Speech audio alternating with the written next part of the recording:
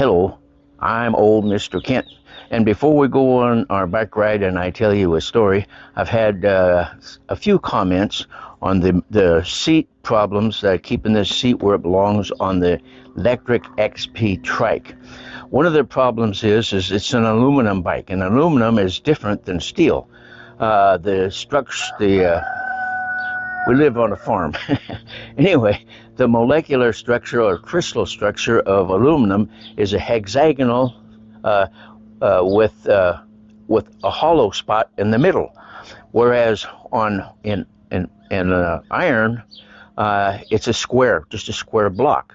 So iron is one thing heavier, and aluminum, because it's hollow in the middle of its crystal, is lighter, but it's also more flexible. So the problem we have with this trike is that we put this, if I can get it out of there, there we go. We put the seat in, and then you'll notice I've got a line painted here. That's where I want my seat to I want that at the right where it goes into the tube. Well, anyway, it kept sliding down. So what I did finally, in order to get that to stop happening, is, and you can do this if you have a aluminum bike of any kind, is I took some rough sandpaper and sanded this way and put a lot of scratches. That's like tracks, treads on a car. So now I haven't had a bit of problem since I did that. Also, you'll notice I have hose clamps because the back of the seat kept sliding down. You just have this knob here to hold it, and it didn't really work too well. So those are a couple of things I thought I'd show you before we go on our ride. And maybe if you have there we go. If you have a electric XP trike, maybe you can do that, and it'll stop sliding down in there and turning and all that stuff. And then if you have a friend that has one, tell them. Anyway, it's a good trike, and it's a good company to work with. So I don't want to have any bad thoughts about the electric e-bike company. All right, so I'll close here and get on the bike, trike, and we'll go tell a story. All right, here we are on our bike ride. So I hope that was helpful information for you. Okay, so in case you're not familiar with this channel, my name is my title is Old Mr. Kent. It's not my name. And I'm 82 years old, and I'm riding my e-trike almost every day and telling another story of something that happened during my life. And so I'm up to about where I'm in my late 40s, mid to late 40s.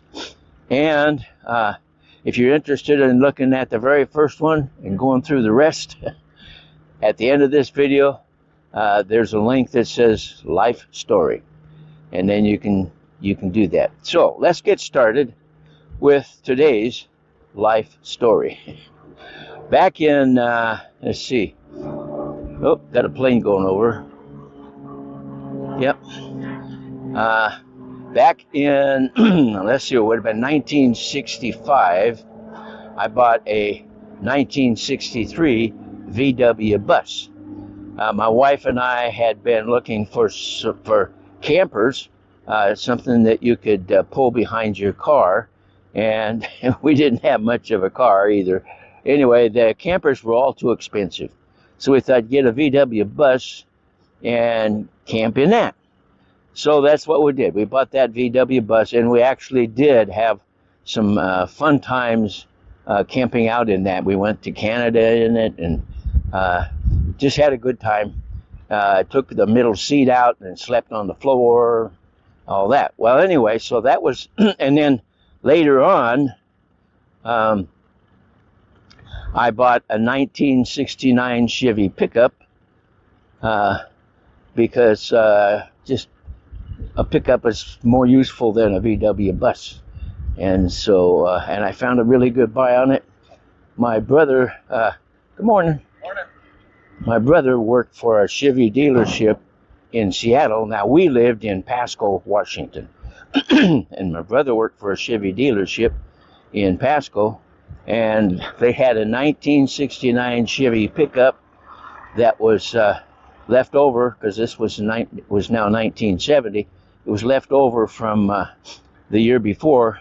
Some guy had ordered it and then decided he didn't want it. So it was on sale.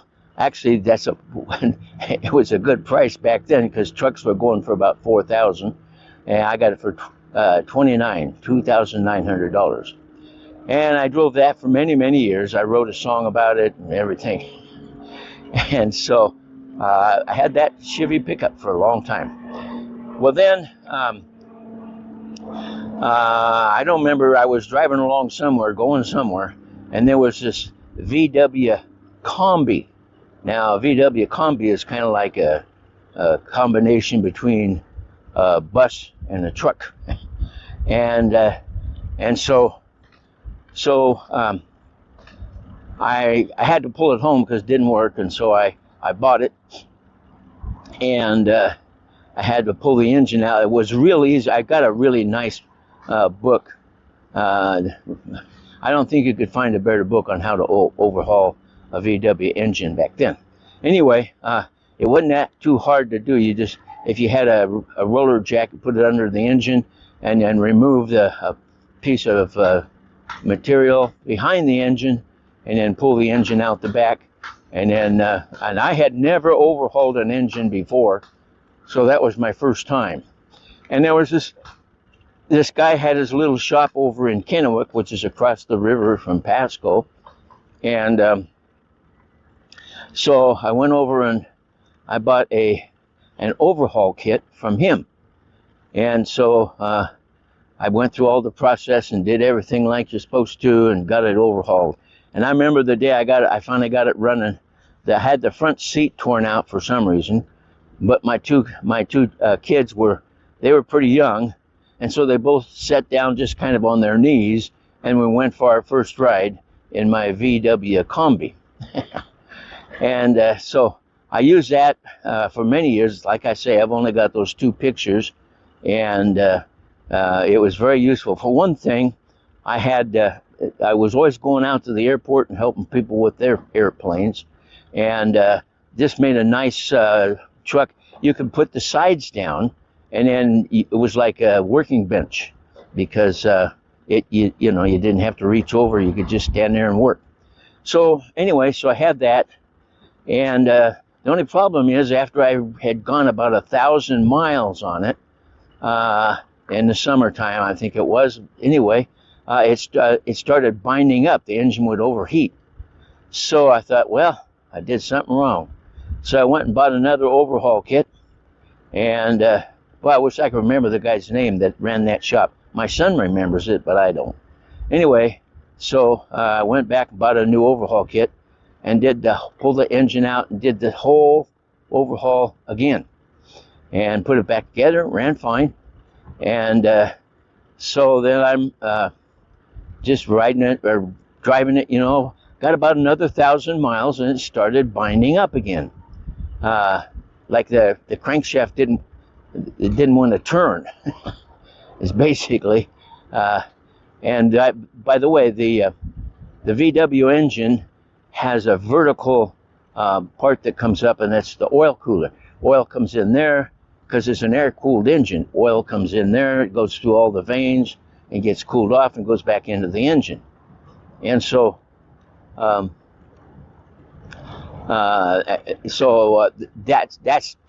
where the problem was. But so I had to go back to my friend in Kennewick and buy another overhaul kit.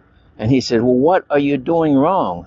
I said, "I don't know, And he says, "Well, when you put the oil cooler on, you notice there's two thicknesses of gaskets. They were just little round rubber gaskets." I said, "Yeah." He says, "Which one are you using?" I say, the thick one. I figured that'd make a better seal. He says, "No, you don't use the thick one. You use the thin one, because the thick one, when you tighten everything down, the hole in the middle of the gasket gets too small for oil to flow through there. So anyway, so that I only had to overhaul that 3 times, and I had it done. Okay, I tell you that story because when I got my Cessna 170, it had see if I'm forgetting anything. Anyway, it had let's see, put these down. There we go. That's better. It had 300 hours on the engine. Now, the kind of engine it was the same as what they put in the cars back in the 40s. You were fortunate if you could get 100,000 miles out of those engines.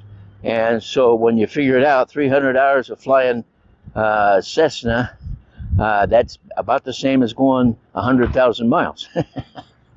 So anyway, it needed to be overhauled. Okay, so this guy came to started going to the church where our radio station was, and his name was Lonnie, and a super nice guy.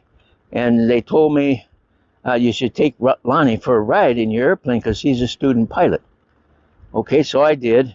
And as it turned out, the reason he started coming to church there was because he was transferred there because a commuter airlines had set up a maintenance shop at the Pasco Airport. That's Pasco, Washington, just in case you forgot.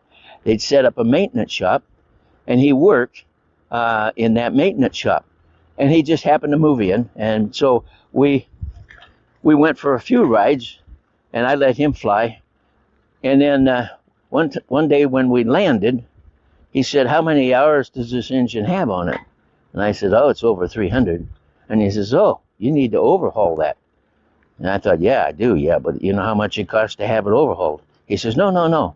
If you've overhauled a VW engine, you can overhaul this Continental airplane engine because they're about almost identical."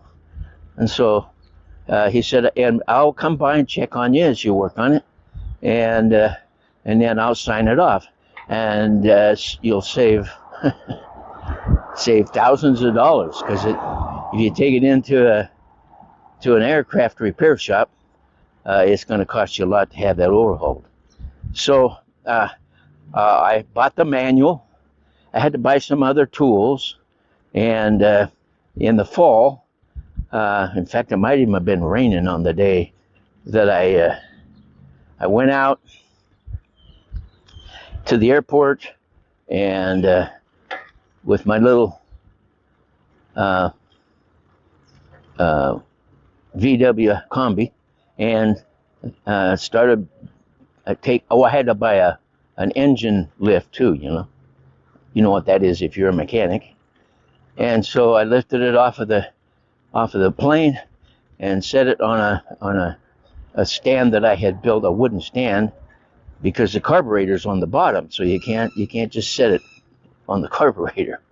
So anyway, I put it on that stand, took it home, and it's a 6-cylinder. The VW engine was 4-cylinder, and let's see which way do we want to go here. Let's go this way. Is a 4-cylinder, and so that was one difference. And then also the 2 cylinders on the VW engine all come off at the same time, and the pistons hang out there, and then you take the pistons off and blah blah blah. Well, on an aircraft, Continental aircraft engine, each piston can come off separately by itself, because that way you don't have to have the whole engine overhauled or anything when something goes wrong with just one of the cylinders. So I got 6 great big cardboard boxes, put them in my shop. By the way, my shop was an old Sunday school bus. I think I got a picture of it. I'll put it up if I can find that picture. And what I did was I did that to work on my Harley. I cut the back end out of it and then made a ramp that I could lower down, drive in, put the ramp back up, and work inside my shop. But that winter, I put the 6 boxes around different places in my shop and started tearing apart, taking the, well, first of all, I had to have a vertical stand in order to take the cylinders off and get that done. And then I had to make remember now I know how to weld, so I had to make a horizontal stand once I got the cylinders off, and then I could split the crankcase, because it's just like the VW. The crankcase comes in 2 halves, and then you can get to the crankshaft and all that kind of stuff. So started in the fall and worked on it all winter long, 1 cylinder at a time. And the only thing I did wrong, which I got told by a really nice the aircraft mechanic that we always went to down in Hermiston, Oregon, he said you should have put brand new pistons in it. What I did, I just cleaned the pistons and made sure that all the carbon was off of them, and brushed them and everything. So that's the only thing I did wrong, because he looked at it after I got through, and everything was fine. And actually, my friend Lonnie, he had the license to sign it off, so he signed it off. But anyway, so all winter long, 1 cylinder at a time, and then came the day. I put it back together and put the engine back on the plane, took it out got it all ready to go, and started the engine and decided, okay, I'm going to go try this thing out. And so I taxied over to the next to the runway, and then you have to get permission from the tower in order to taxi onto the runway and take off. And so this is my call sign was ended with 28 Charlie. So anyway, I said, this is 28 Charlie, ready for takeoff at the end of runway 2. And so he says, 28 Charlie, clear to takeoff. And I never ever will forget what went through my brain and my body and my feelings and my sensations as I taxied out onto the runway. I said to myself, did I forget something? Did I forget anything? Is this gonna work? Because when you take an airplane up after you've overhauled the engine and you take it up for the first time, you can't run along next to it. You got to sit in the plane and trust that everything, see, I guess I can go here, trust that everything is going to work. And so that's what I did. And that's when by the way, that's when I learned the meaning of the word commitment. I was committed. And in commitment, you don't back out, you just stay with it. So then as it turned out, I took off and got up to about 5,000 feet. And you have to run it full bore to get to set the rings on the pistons and stuff like that.